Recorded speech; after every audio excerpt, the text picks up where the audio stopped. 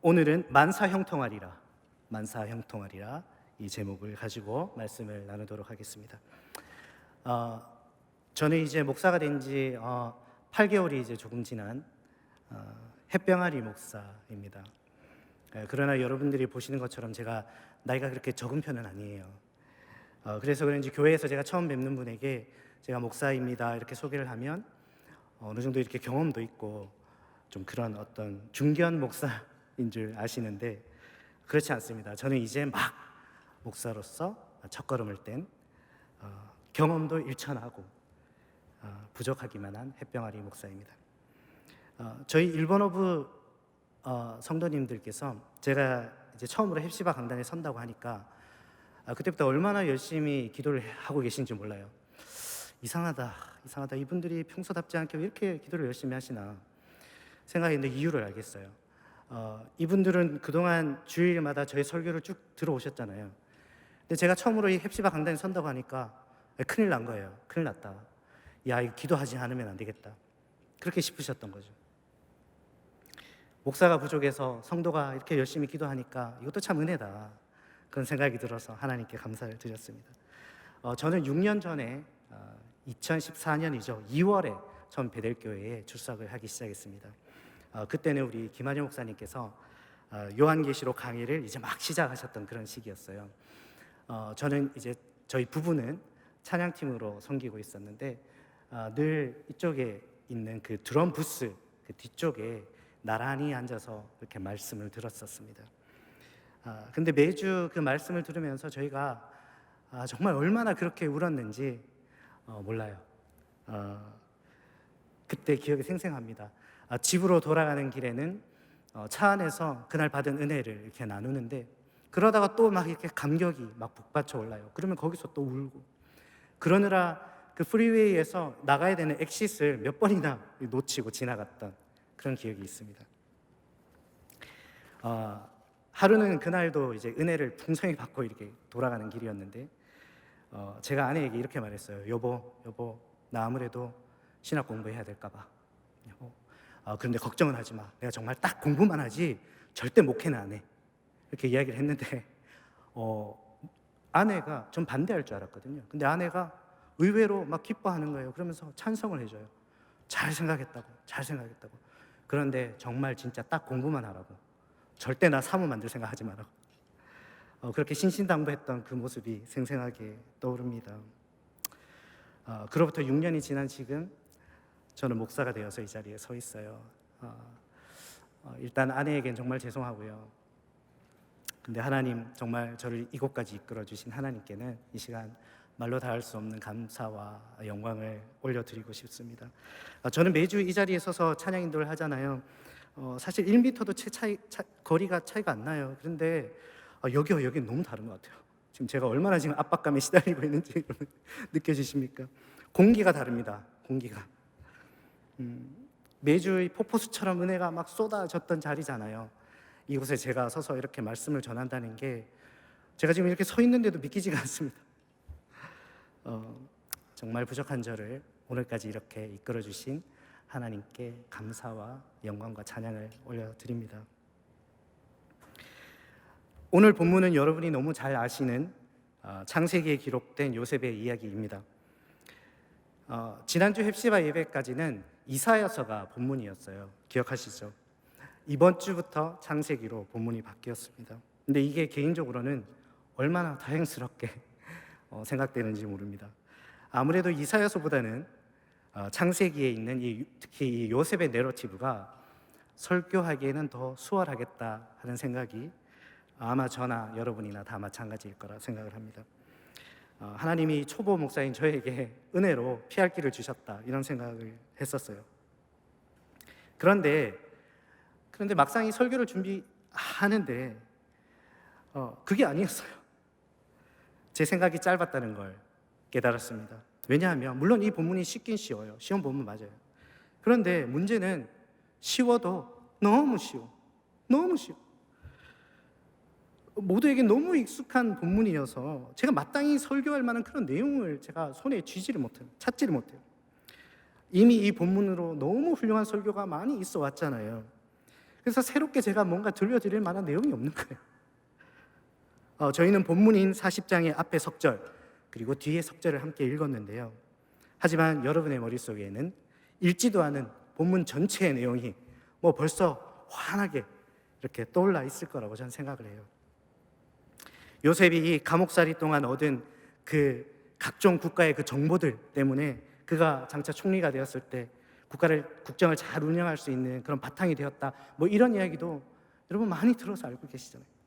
마지막에 이 말씀처럼 술 맡은 관원장에게 잊혀져서 2년의 시간을 더 감옥에 있어야 했던 이유도 그가 관직에 오를 수 있는 그 30살이 되기까지 기다리게 하셨던 그 하나님의 기막힌 섭리였다, 뭐 이런 이야기도 여러분 벌써 수도 없이 들어서 다 알고 계세요. 제가 고민에 빠집니다. 다 아는 이야기를 또 할 수도 없고 어떡하지 고민의 고민 끝에 결국에 누군가의 도움을 제가 구하기로 작정을 했어요. 멘토 찬스를 쓰기로 했습니다. 제가 목사가 된 이후로 평소에 이렇게 멘토처럼 생각하고 늘 따르는 목사님 한 분 계시거든요. 그분이 누구냐면 저희 교회에 계신 강문구 목사님이세요. 강문구 목사님. 목사님은 저하고 나이 차이가 많이 나십니다. 10살 가까이 차이가 나세요. 물론 제가 많은 쪽이고 목사님이 적은 쪽이시죠. 좀 헷갈리는 분 계실까 봐 제가 말씀드리는데, 나이는 제가 많지만 그래도 목사님이 이 목사로서는 대선배님이셔요. 그래서 제가 늘 지도 편달을 받고 있습니다. 제가 조금만 이렇게 약한 모습을 보이면 목사님이 아직 정신 못 차렸군요, 이렇게 따끔하게 이렇게 지적을 하시는데, 물론 농담으로 하시는 말씀인데 그때마다 제가 얼마나 정신이 번쩍 드는지 모릅니다. 목사님을 찾아가 SOS를 쳤습니다. 그런데 저의 답답한 마음을 아시는지 모르시는지 이 말만 하시는 거예요. 창세기 40장? 야, 설교할 거 많네. 설교할 거 많다. 아니, 그러면 원고 한 편 정도 좀 저에게 주시면 안 될까요? 제가 이렇게 이야기하는데 그래도 계속 같은 말만 반복하세요. 이야, 진짜 설교할 거 많네. 많다. 물론 장난으로 하신 말씀이죠. 그리고 어떻게 원고를 줍니까? 사람마다 깨닫게 하시는 은혜가 다른데 그걸 전해야죠. 그래도 그때는 좀 빈정이 상해요, 제가. 그렇게 기대했던 멘토에게 실망하고 돌아와서는 그때부터 본문과 외로운 싸움을 저는 시작했습니다. 아무리 싸워도 안 떠올라요. 관련 주석서를 11권을 제가 뒤져봤습니다. 근데 다 같은 말뿐이에요. 다 같은 말. 기도했습니다. 하나님, 지혜를 주세요. 처음 선언의 씨바 강단인데 누구는 설교할 게 그렇게 많다는데 저는 왜 맨날 듣던 말씀밖에 떠오르지 않습니까? 서러워서 막 눈물이 났어요, 정말. 그런데 그때 정말 주님께서 지혜를 주셨는지 그때 설교학 수업 시간에 우리 교수님께서 해주셨던 말씀이 딱 떠올랐어요. 요셉의 이야기와 같은 이 내러티브를 설교할 때는 이야기 속의 등장인물의 그 상황에 깊이 공감하면 도움이 된다, 이 말이 탁 떠오르는 거예요. 이거다. 뭐 주저할 일이 아니죠. 즉시 본문을 폈습니다. 그리고 내 관점이 아니라 주인공 요셉의 관점에서 이 본문의 상황을 공감하려고 읽어나갔어요. 한 줄 한 줄 읽어나가는데 진짜 뭐가 막 보이기 시작하는 것 같았어요. 먼저 그 억울한 누명으로 감옥에 들어가 있는 그 요셉의 마음을 좀 살폈습니다. 아직 20살도 안 된 나이잖아요. 우리 교회 CIM 12학년 그 성현이나 태영이 같은 나이인데 그 어린 나이에 얼마나 억울하고 무섭고 외롭고 그랬을까, 마음이 막 아파오는 거예요. 오늘날에도 형무소는 굉장히 좁고 불편하고 춥고 외로운 것이죠. 근데 이 4,000년 전에 감옥이잖아요. 말해서 뭐 하겠습니까? 치근한 마음이 막 마음에 들었습니다. 3절을 보면 요셉은 지금 보디발의 집 안에 있는 옥에 갇혀 있어요. 여전히 보디발의 아내의 그 영향권 안에 있는 감옥이죠. 거기서 같은 죄수들에게조차 자신의 그 결백함을 제대로 주장할 수 있었을까? 그랬다가 그 이야기가 보디발 귀에 들어가면 경을 칠 텐데 그럴 수 없었겠다. 얼마나 억울했을까? 그 억울한 마음이 더 깊이 전해져 왔습니다. 그런데 그렇게 수년간 감옥에서 보내고 있는데 어느 날 궁에서 지체에 높으신 두 분의 죄수가 감옥으로 들어오십니다. 요셉은 이들을 시중드는 일을 맡아요. 근데 이들은 아직 형이 확정된 죄수가 아니었습니다. 요셉과 같은 그 강간 미수범과는 처지가 다른 분들이죠. 요나단의 탈금에는 이들은 왕을 독살하려 하다가 미수에 거쳐 감옥에 들어왔다는 그런 기록이 있다고 합니다. 둘은 아마 진짜로 왕을 시해하려 하다가 감옥에 들어온 것 같아요. 물론 둘 중에 하나는 나중에 풀려나죠. 그런데 그건 그가 결백해서였다기보다는 우리가 다 알고 있듯이 하나님께서 후에 그를 통해서 하실 일이 있어서 그를 살려두셨겠다, 그런 생각을 했습니다. 아무튼 이들은 지금 죄를 짓고 재판을 기다리고 있는 중이에요. 얼마나 신경이 곤두서고 불안한 상태였겠습니까? 이런 상태에 이 지체에 높으신 분들에게 시중드는 일은 정말 고단한 일이었겠다, 그런 생각을 했습니다. 그런데 어느 날 이 두 사람이 같은 날 비슷한 꿈을 꿉니다. 참 우연치고는 이상하죠. 같은 날 같은 꿈을 꾼다는 것은 둘의 심리 상태나 그들의 어떤 경험한 일들이 어지간히 같지 않고는 있을 수 없는 일이죠. 저는 이 장면에서 정말 둘이 공범이었겠다, 이런 저의 심증을 굳혔습니다. 요셉이 그들의 꿈의 내용을 듣습니다. 그런데 그가 이 꿈의 의미를 깨닫는 순간 아마 온몸에 소름이 돋았을 거라 저는 생각했어요. 왕의 시에 미수범으로 잡혀온 자면 사실 당시에는 거의 살아서 나가기 힘들지 않았겠습니까? 설사 아무리 증거가 없다 해도 그냥 내보내긴 좀 찝찝하잖아요. 그러니까 그냥 죽입시다 하면 그냥 죽일 수 있는, 당시에는 그런 시대 아니었겠습니까? 우리나라도 예전에는 누가 역모를 저지르면 삼족을 멸했잖아요. 찝찝하니까 확실히 해두자, 이런 거였죠. 그런데 그들 중 한 사람의 꿈이 그가 복권될 것을 이야기해주고 있는 거예요. 요셉의 머리가 복잡해졌을 것 같아요. 내가 이 도저히 불가능한 상황에서 복권될 이자에게 호의를 내가 베풀어주면 그가 나를 위해서 장차 힘을 써줄 수도 있겠다, 이런 생각에 심장이 막 두근대지 않았겠습니까? 처음으로 희망이 찾아온 거죠. 그는 이 마지막 희망과도 같은 이 술 맡은 관원장에게 꿈을 해석해주고는 자신의 결백을 이야기하며 자신을 기억해 줄 것을 당부합니다. 부탁을 합니다. 14절이죠. 당신이 잘 되시거든 나를 생각하고 내게 은혜를 베풀어서 내 사정을 바로에게 아뢰어 이 집에서 나를 건져주소서. 나는 히브리 땅에서 끌려온 자요 여기서도 옥에 갇힐 일은 행하지 아니하였나이다. 아마 그가 감옥에서 처음으로 자신의 결백을 누군가에게 호소한 순간이 아니었을까, 저는 그런 생각을 했습니다. 그가 이 이야기를 담담하게 했을까요? 글쎄요, 저는 죄송합니다, 일본말이 저는 아마도 울분을 토하면서 했을 것 같아요. 울분을 이제 됐다 하는 그런 안도감과 함께 울면서 그렇게 이런 이야기를 하지 않았을까, 그런 생각을 했습니다. 제가 요셉에게 아무리 감정이입을 너무 잘해서 그런지 뒤에 결론을 다 알잖아요. 그런데도 불구하고 저도 덩달아 이 장면에서 막 흥분되기 시작했습니다. 이제 이 사람이 복권되기만 하면 나는 여기서 나가서 이제 그 그리운 아버지 집에 돌아가 아버지를 뵙게 될 수 있다, 이런 기대에 얼마나 가슴이 부풀고 흥분되었겠습니까?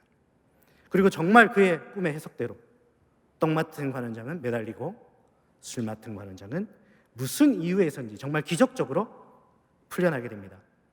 말도 안 되는 일이 일어난 거잖아요. 그리고 요셉의 기대가 얼마나 컸겠습니까? 내가 그렇게 기도했더니 하나님이 드디어 이자를 통해서 나를 꺼내주려 하시는구나, 얼마나 기대가 컸겠어요. 우리 같아도 그러지 않았겠습니까? 우리 같아도 요셉의 희망이 이제 손에 잡힐 듯 바로 눈앞에 다가온 순간이었어요. 이제 다 왔습니다. 조금만 더 참으면 되는 거예요. 그리고 오늘 본문 마지막 구절은 이렇게 마칩니다. 23절, 술 맡은 관원장이 요셉을 기억하지 못하고 그를 잊었더라. 어떠세요, 여러분? 어떠십니까? 여기까지 제가 그래도 나름 여러분들도 이제 좀 요셉의 이 감정에 잘 이입하시도록 뭔가 좀 생동감 있게 설명하려고 애를 썼는데, 알아요, 잘 안 된 거 알아요. 근데 뭔가 좀 애를 썼어요. 지금 이 요셉의 기분이 어떨지 여러분 좀 이렇게 뭔가 좀 느껴지십니까? 이렇게 마음에 오십니까? 사실 그동안은 이미 너무 잘 알고 있는 이 결말이죠. 해피엔딩을 전제로 해서 항상 이 본문을 읽어왔기 때문에 이 장면에서의 그 요셉의 심경이 어땠을지는 한 번도 잘 생각을 해보지 못했던 것 같아요. 그런데 처음으로 그의 그 수년간의 종살이와 감옥살이가 정말 끝이 날 수 있는 이 유일한 희망 같은 자에게 잊혀진 그의 심경이 어땠을까? 그걸 생각하는데 막 마음이 아파요. 마음이 막 무너져 내려요. 제가 어릴 때 친구들 사이에는 절대 금기시하던 이 두 가지가 있었어요. 첫째는 싸울 때 싸워도 절대 깐대 똑까지 않는다. 죄송합니다. 그 당시 표현 그대로 한 거예요. 깐대 똑까지 않는다. 두 번째는 절대로 줬다가 뺏지 않는다. 줬다가 뺏는 건 정말 나쁜 짓이에요. 줄 때는 물건 하나만 오지만 뺏길 때는 내 마음까지 뺏기는 거거든요.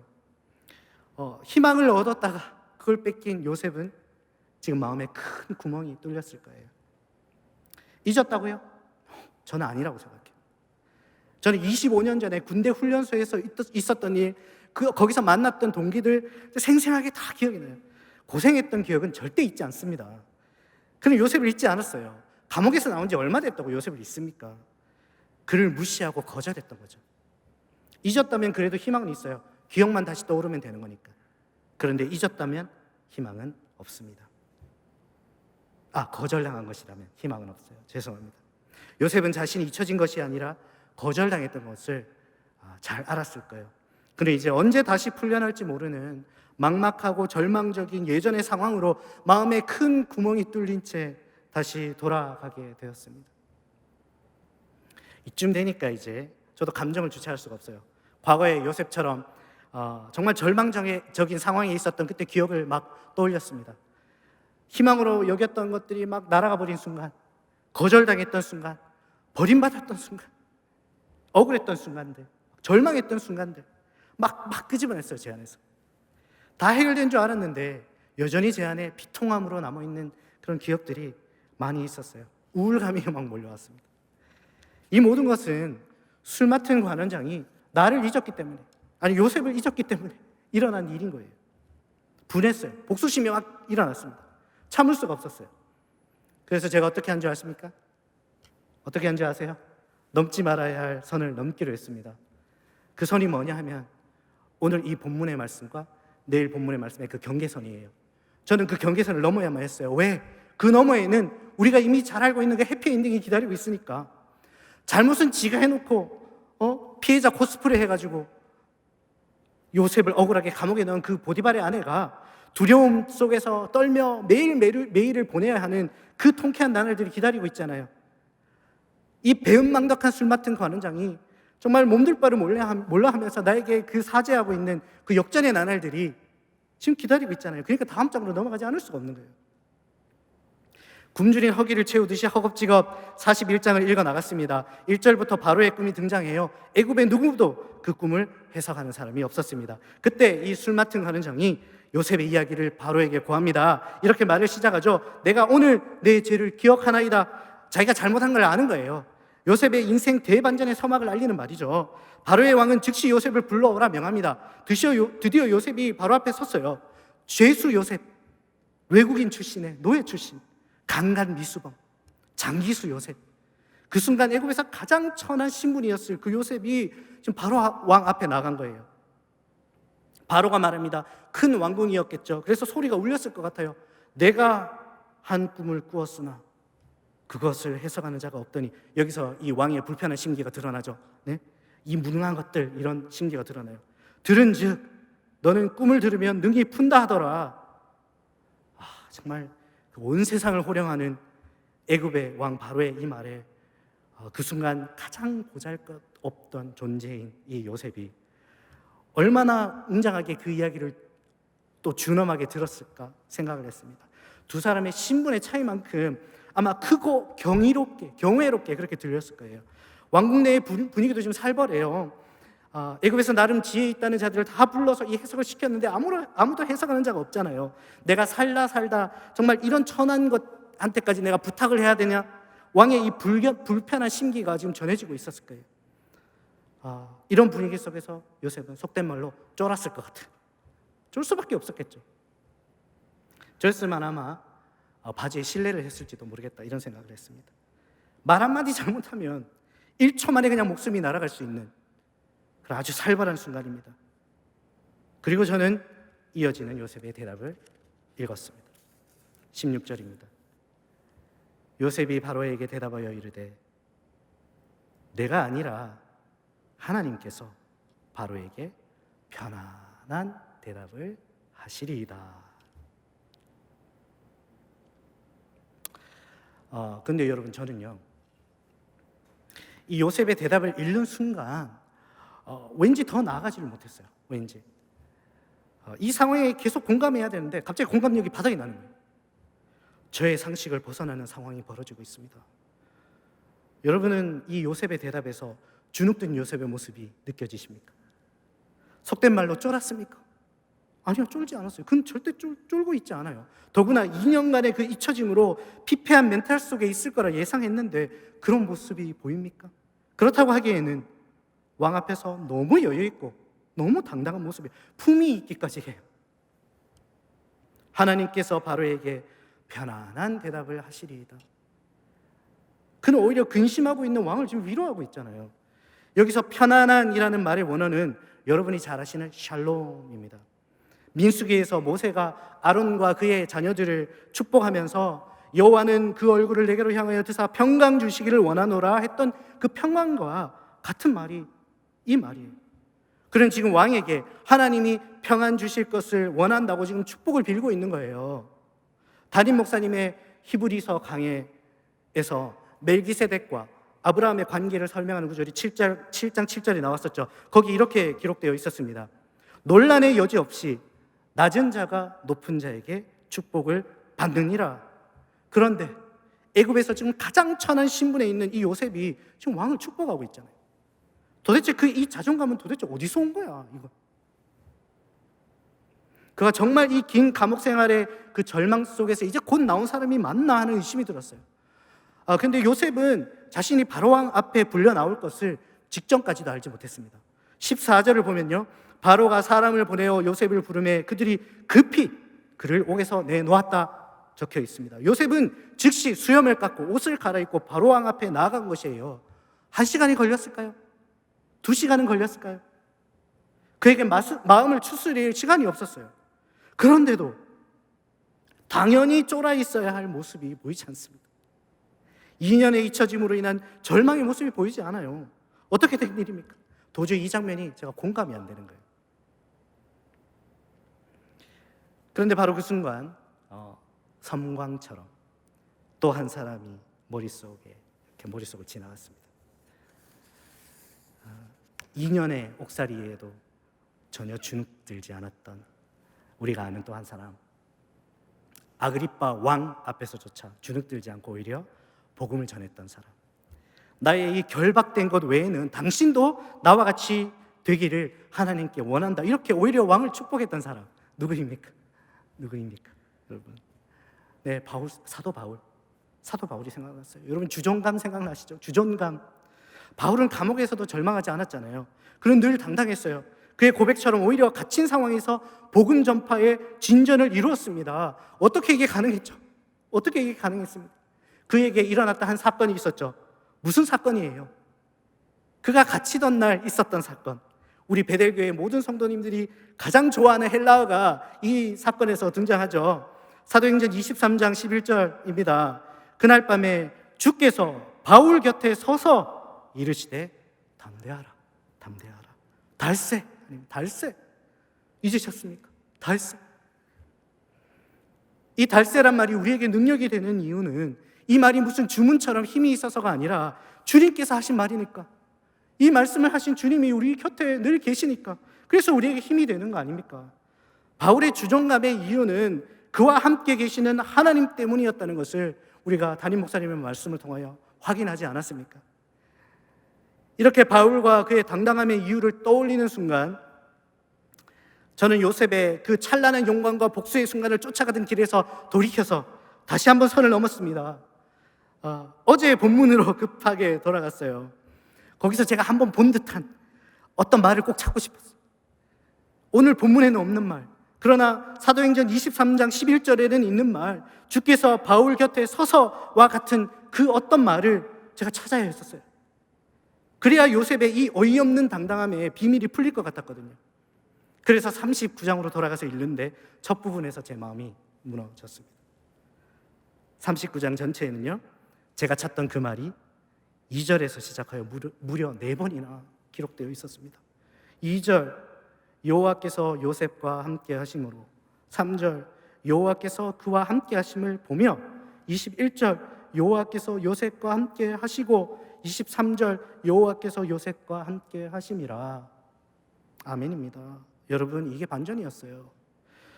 오늘 본문 40절에서 기록된 모든 사건을 지나는 동안 요셉은 한 번도 절망한 적이 없었습니다. 바로 앞에서 보였던 그 당당한 모습은 처음부터 변한 적이 없었어요. 그의 감정에 공감하겠답시고 온통 슬픔과 절망에 절어가면서 청승맞게 그 본문을 읽어갔던 것은 저의 오해이자 오버였습니다. 그는 이미 39절에서부터 달새로 무장하고 있었던 이유로 결코 절망한 적이 없었어요. 오늘 본문 바로 앞 39장에 여호와가 함께 계시다고, 그래서 요셉은 괜찮다고 4번이나 기록되어 있었는데 도대체 그 술 맡은 관원장이 뭐라고 그가 잊었다는 오늘 본문의 이 마지막 딱 한마디 때문에 저는 절망 속에 빠져들었던 거예요. 이게 저였던 거예요. 이게 달새를 몰랐던 것도 아닌데 저는 왜 이런 걸까요? 입으로만 달새 하지 그 달새가 내 삶에서 실제화가 되지 않으니까, 진짜 내 능력이 안 돼서 그런 거 아닙니까? 자신에게 평강이 없는 사람은 남에게 평강을 빌어줄 수 없어요. 요셉은 감옥 안에서조차 달새에서 누리는 그 평강 가운데 있었기 때문에 가장 천한 신분에서도 감히 왕을 축복할 수 있는 그 당당함을 잃지 않았던 것입니다. 우리가 그렇게 외치는 달새가 실제가 된 사람의 모습을 오늘 본문의 이 요셉의 모습에서 우리는 발견하게 됩니다. 헵시바 예배를 준비하면서 2가지 저에게 있는 문제점을 발견했어요. 첫째는 일본어로 설교할 때는 잘 몰랐는데 한국어로 이제 설교를 하는데 제 이 사투리가 계속 거슬리는 거예요. 사투리가. 지금도 얼마나 최대한 표준어로 하려고 지금 안간힘을 쓰고 있는지 모릅니다. 근데 힘들어요. 또 하나는 일본어 예배에서는 한 손에 마이크를 들고 이렇게 설교를 하잖아요. 이렇게 이렇게 하면서 제가 설교를 하거든요. 이게 습관이 돼가지고 제가 찬양 인도할 때도 이러고 있더라고요. 습관이 참 무섭다는 생각을 제가 했는데, 근데 본당에는 보시다시피 마이크를 들고 하지 않잖아요. 마이크를 이렇게 들고 있던 손이 이제 놀게 됐는데 이게 너무 이상한 거예요. 이게 연습하는데 이게 뭐 그렇게 큰 차이겠나 싶으실 수도 있지만 이 막상 해보면 이게 천지 차이거든요. 너무 이상해요. 저로서는 또 하나의 큰 난관에 부딪힌 겁니다. 그래서 이번에는 우리 부목사님들 찬스를 쓰기로 했어요. 목사님들이 헵시바 설교하신 그 영상을 찾아 들어갔습니다. 그래서 우리 목사님들 어떻게 하시나 보고 따라하려고 제가 유심히 봤어요. 야, 근데 우리 목사님들 정말 너무나 자연스럽게 이 2손을 막 쓰시면서 하시는데 보는데 감탄이 절로 났어요. 막 빠져들더라고요, 영상이. 정승랑 목사님은 동작이 크진 않으세요. 근데 이쪽 저쪽 이렇게 자주 이렇게 보시면서 하시는데 집중이 잘 되더라고요. 이거 참 좋은 방법이다 이런 생각이 들었어요. 김홍식 목사님은 정말 겸손하세요. 설교할 때도 늘 이미지가 그러시잖아요. 여기 2손을 이렇게 모으시고 손도 이렇게 하시고 펼 때도 넓게 펴지도 않아요. 이렇게 하시면서 겸손하게 하시는데 그것도 참 많은 이렇게 도전이 됐어요. 우리 이충경 목사님은 가끔 손을 이렇게 펴서 이렇게 하세요. 이렇게 당당하게 이렇게 하셔가지고 손가락을 가끔 이렇게 하시면서 이렇게 설교하시는데 이게 너무 멋있는 거예요. 이야, 내가 저것도 참 해보고 싶다 이렇게 막 따라 해보고 했는데, 김영규 목사님은 제가 스킵을 했어요. 아무래도 이 신체 조건이 저랑 너무 다르시잖아요. 그래가지고 손만 한번 이렇게 하는데 너무 우아한 거예요. 내가 따라 할 수 있는 그 레벨이 아니시구나. 그래서 포기를 하고, 우리 준성필 목사님은 성악을 하셔서 그런지 자세가 너무 좋으세요. 이렇게 어깨를 탁 펴시고 막 우렁차게 이렇게 외치시는데 막 확 빨려드는 것 같아요. 그리고 저의 멘토 우리 강문건 목사님은 손을 이렇게 만지시면서, 그죠? 안경 너머로 그 눈을 동그랗게 뜨시고 웃으시면서 막 이렇게 설교하시는데 막 이렇게 관심을 막 끌어들이는 것 같았어요. 아무튼 너무 다들 자연스럽게 잘하시는 거예요. 보는데 너무 좋아서 제가 그러다가 이번에 용기를 내서 제가 감히 주일 예배 설교로 넘어가봤습니다. 제가 이번에 선을 좀 많이 넘었어요. 근데 주일 예배 영상을 보는데 여러분, 이야, 정말 여러분 와 정말 기술과 예술의 그 차이를 아십니까, 여러분? 동작 하나에 진짜 혼이 담겨 있어요. 막 이렇게도 하시고서 막 이렇게 주머니에 손을 넣고 이렇게 하시고. 근데 앞권은 설교 클라이막스였어요. 클라이막스가 되시면 목사님은 항상 손의 각도를 이렇게 하시더라고요. 이렇게 하셔가지고 독수리처럼 손을 쫙 펴세요. 쫙 펴셔가지고 그다음에 이렇게 막 저으시면서 막 하시는데 막 감동이 막 몰려오는 거예요. 제가 이 주체를 못해서 화면을 껐어요. 너무 심장이 터질 것. 와, 제가 저거다. 내가 다른 건 모르겠는데 이번에 저건 내가 따라 해봐야지. 그리고 양복을 입고 거울 앞에 섰어요. 그리고 막 저도 팔을 펴서 막 이렇게 하는데 한참 하는데 이게 느낌이 좀 이상해요. 이게 좀 그 느낌이 안 나요. 제가 손이 좀 짧잖아요. 짧거든요. 그래서 뭔가 좀 독수리 같아야 되는데 좀 약간 살찐 비둘기 같은 그런 느낌? 좀 한참 이러고 있는데 7살 된 제 딸이 옆에서 보고 있어요. 그래서 이렇게 보고 있길래 제가 민망하잖아요. 그래서 예린아, 아빠 지금 무슨 새 같아? 이랬는데 딸이 주저없이 개구리 같아. 이러는 거예요. 하지 마, 그거 개구리 같아. 제 딸이 좀 엄마를 닮아가지고 말을 좀 직설적으로 해요. 제가 상처를 받았죠. 제가 저희 딸 가지고 정말 성격은 저 닮고 얼굴만 엄마 닮아라 그렇게 정말 기도를 많이 했는데 정반대가 돼가지고 지금은 정말 시집만 꼭 가게 해주세요 그렇게 기도를 하고 있습니다. 근데 그렇게 제가 거울 앞에서 막 이러고 있는데요, 버둥버둥 막 이러고 있는데 갑자기 내가 왜 이러고 있지? 이런 생각이 드는 거예요. 내가 왜 이러고 있지? 여러분, 제가 왜 이러고 있는 거죠? 제가 왜 이러고 있는 거죠? 설교 잘하게 보이고 싶으니까. 설교 잘하게 보이고 싶어서. 이 다른 목사님들은 막 성령 충만해서 그 말씀에 막 이렇게 취해서 막 이렇게 하시는 건데 저는 그걸 그냥 따라만 하고 싶어 하는 거예요. 사람들에게 8개월짜리 초짜 목사처럼 보이기 싫어서. 차라리 그 시간에 기도를 좀 더 하지. 오늘 설교 결론이 사람에게 마음 뺏기지 말고 하나님께 주목하자인데 내가 설교하는 자리에 하나님이 계실까? 이런 걱정은 안 하고 그저 사람들에게 잘 보이려고 이러고. 이게 저예요, 이게. 여러분, 이게 이렇게 힘든 것 같습니다. 말은 달세 하는데 어디 나를 기억해서 힘이 돼줄 사람이 어디 좀 없나 살피는 게 우리 인간이죠.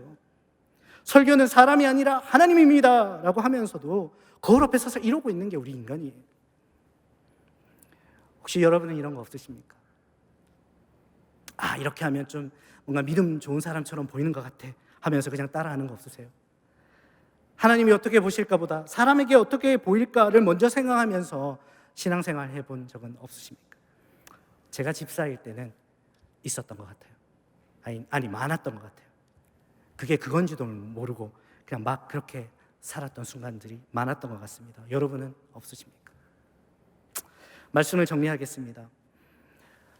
팬데믹으로 인해서 우리 일상이 다 좁은 네모 안에 갇혀버렸죠. 네모난 화면 안에, 그리고 네모난 방 안에 다 갇혀버렸습니다. 마치 요셉처럼 감옥에 갇힌 것 같습니다. 혹시 그래서 지금 절망하고 계신 분 계십니까? 그렇다면 그 절망의 이유 중에 나를 좀 기억해주고 내게 힘이 되어줄 만한 그 사람을 만날 수 없다는 그 이유도 있으신지요? 여전히 주님은 우리 곁에서 달세하고 계신데, 여호와가 함께 계신다고 4번 아니라 수백 번도 그렇게 말씀하고 계신데 주님이 뭐라고 하든 사람의 기억과 사람의 인정에 목말라 힘을 잃고 계신 분들 계십니까? 부디 사람 살피지 말고 우리 곁에 계신 주님께 우리 시선을 좀 고정하시기를 바랍니다. 올해가 되면서 하나님을 향해 어떤 결단들을 하셨습니까? 지금 그 결단은 어떻게 진행되고 있습니까? 안 하고 계신 일이 있다면 그것은 왜입니까? 정말 팬데믹 때문입니까? 아니면 혹시 보는 사람도 없는데 하는 우리 마음속 깊이 자리한 나도 잘 모르는 사람의 눈을 살피는 그 마음 때문입니까? 얼마 전까지만 해도 비대면 사회로 대표되는 그 뉴노멀 사회를 예측하는 소위 전문가들이 많았습니다. 그런데 요즘 심심치 않게 모든 일상이 원래대로 돌아갈 것이다, 이렇게 전망하는 또 다른 전문가들이 하나둘 보이는 것 같습니다. 저도 처음에는 전자의 의견이었는데 요즘은 왠지 후자의 견해가 맞는 것 같아요. 과거에 전자책이 처음 개발되었을 때 사람들은 수년 안에 모든 책이 전자책으로 대체될 것이라고 자신 있게 이야기했습니다. 그런데 10수년이 지난 지금도 전자책 시장 점유율은 전체의 5%를 넘지 못하고 있어요. 점점 더 낮아지고 있다고 저는 들었습니다.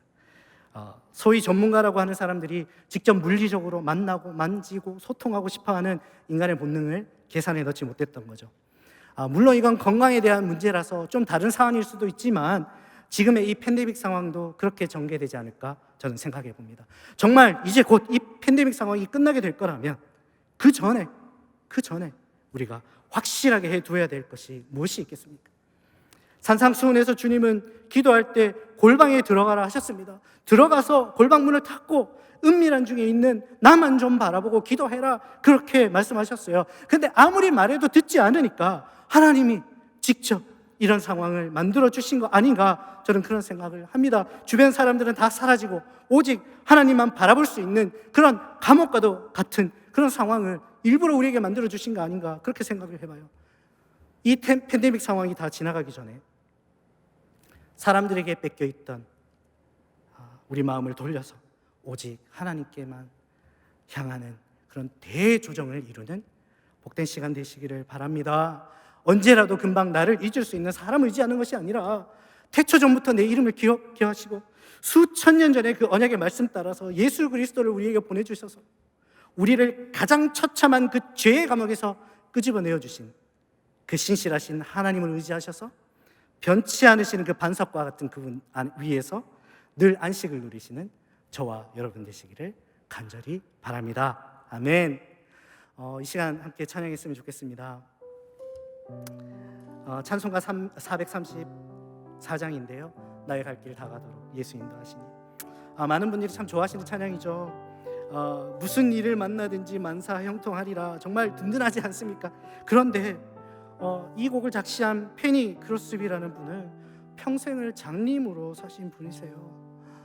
평생을 그 감옥과도 같은 어둠 속에서 사신 분입니다.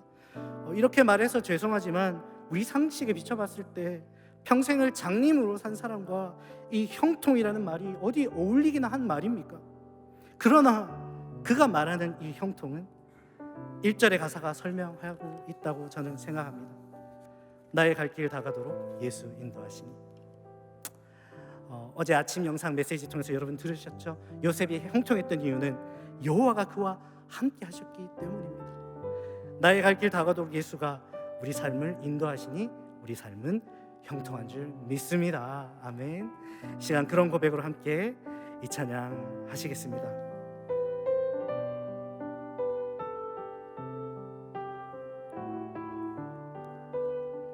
나의 갈 길 다 가도록, 나의 갈 길 다 가도록 예수 인도하시니 내 주 안에 있는 긍휼 어찌 의심하리요. 믿음으로 사는 자는 믿음으로 사는 자는 하늘 위로 갔겠네.